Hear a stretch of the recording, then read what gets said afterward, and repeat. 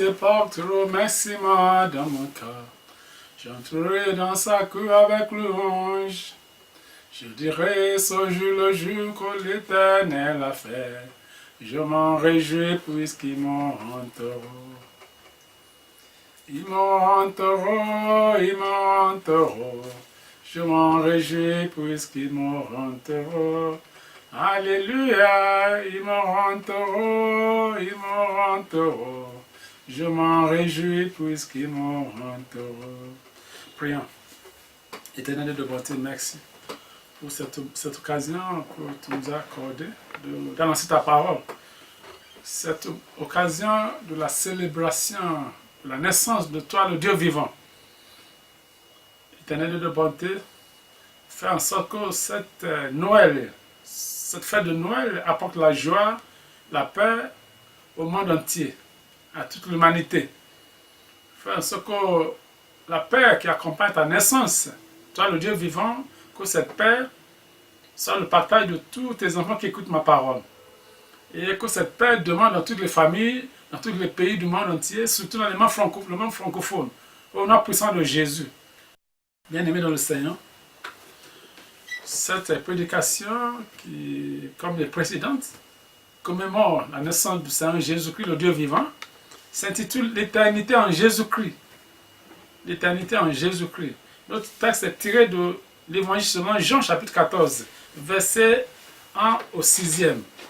Ne se trouble point. Croyons en Dieu et croyons en moi. Il y a plusieurs demeures dans la maison de mon Père. Si cela n'était pas, je vous l'aurais dit. Je vais vous préparer une place.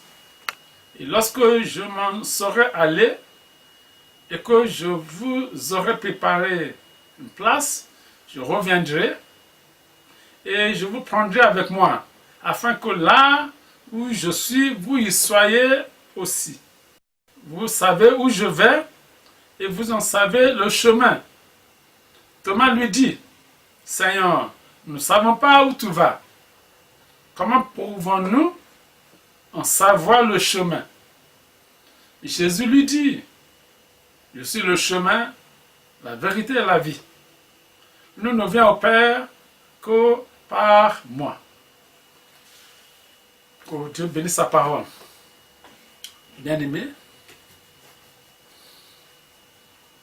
le premier mot clé qu'on doit expliquer, le seul mot clé qu'on doit expliquer, c'est l'éternité. Le mot éternité, ça explique une durée ayant un commencement, mais point de fin. Et quand on parle de l'éternité, il y a d'autres genres d'éternité. Il y a d'abord l'éternité divine. On trouve le royaume des cieux. Et cela est réservé pour les croyants, ceux qui demandent dans le Seigneur, ceux qui grandissent dans le Seigneur, qui obéissent à la parole de Dieu, au commandement de Dieu, et qui vivent par cette parole, ceux qui restent obéissants à Dieu, jusqu'à la fin de leur séjour sur terre.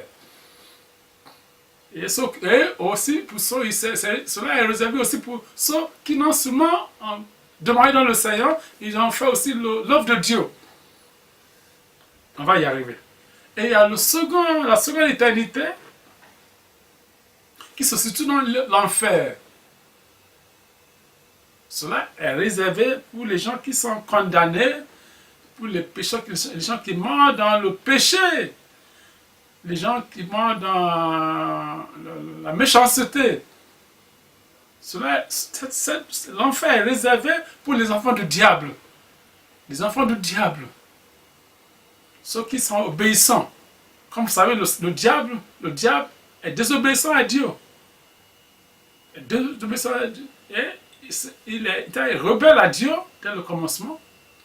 Et comme ça aussi, ces démons, les anges qui sont descendus sur la terre avec lui, ils sont aussi désobéissants à Dieu. Et toutes les personnes qui ne font pas la volonté de Dieu, qui obéissent au commandement de Satan, ils rentrent dans l'enfer. Que cela ne soit pas votre partage au nom de Jésus. Nous avons trouvé dans l'Écriture sainte. C'est que tout cela signifie. Matthieu chapitre 13, chapitre 7, verset 13 au 14e. Ça, là, on voit la différence, la dichotomie entre l'enfer et l'éternité. Entrez par la porte étroite, car large est la porte, spacieux le chemin qui mène à la perdition. Et il y en a beaucoup qui entrent par là. Mais étroite est la porte, resserré le chemin qui mène à la vie. Et il y en a peu qui le trouvent. Un des grands écrivains du XXe siècle, les grands écrivains français du XXe siècle, Jacques Cocteau, il a un œuvre qu'il a écrit qui s'intitule La porte étroite. Il est écrivain catholique. Il s'est inspiré de ce verset de la Bible. Voilà, vous voyez, la porte qui mène à la vie éternelle est étroite, mais la porte qui mène à l'enfer est large. Faisons un effort pour faire l'œuvre de Dieu, pour faire ce qui est bien, pour être obéissant à Dieu, pour obéir aux ordonnances de Dieu, pour faire la bonté, de bonté. Aimez vos prochains comme vous, aimez Dieu de tout vos corps, ne faites rien de mal à vos prochains, obéissez à la parole de Dieu. C'est comme ça que vous pourrez avoir l'espoir d'entrer à la vie éternelle. C'est ma prière pour vous tous.